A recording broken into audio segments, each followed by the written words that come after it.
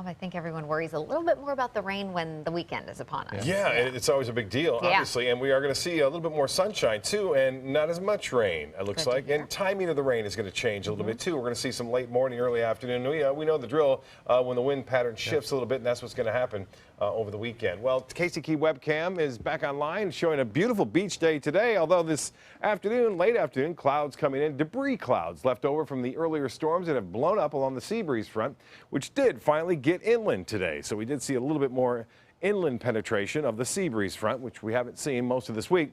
Photos from the jetty there, and again, Cindy Desmond getting this shot of the storm clouds that were around this afternoon. Appreciate that, Cindy. And if you have a photo or a video, send it to pix@mysuncoast.com. Well, for the most part, Manatee County looking quiet now. No storms around. Sarasota County just in the southeast corner there near Northport and Port Charlotte. Some showers and storms right now taking shape there. You can see the earlier storms that were around the sea breeze front have for the most part dissipated and the clouds still remaining, but we have one area down south near Port Charlotte and Punta Gorda. This is actually building westward now into Port Charlotte, very close to Northport and US 41 near Sumter and Toledo Blade. So look for this to drift and build further off to the west southwest over the next hour or so. So folks in Port Charlotte will start to see some moderate to heavy rainfall, and possibly it could make it all the way over to El Jobim. But right now the rainfall totals with that earlier round of showers up to nearly an inch from Parrish and the eastern sections of Braden, northwest Braden and Anna Marie Island not getting much at all. And the Siesta Key had a little bit of rainfall there. This high pressure ridge, which had been parked over the Carolinas, has been bumped down now and pretty much positioned itself right over the top of us. It will even get another push further to the south on late Saturday and Sunday. That means more of a westerly flow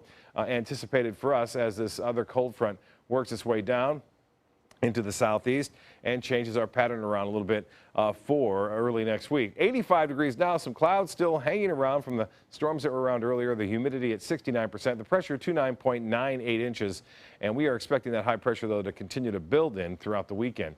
The high today, 92 degrees, 90 is our average, 96 the record. I don't look for any record high temperatures with more of a westerly wind. Our overnight lows, though, could set some records. We are going to look at warm and muggy conditions during the overnight, low temperatures in the beaches, right around 80 degrees there for a low. No rainfall officially at the airport.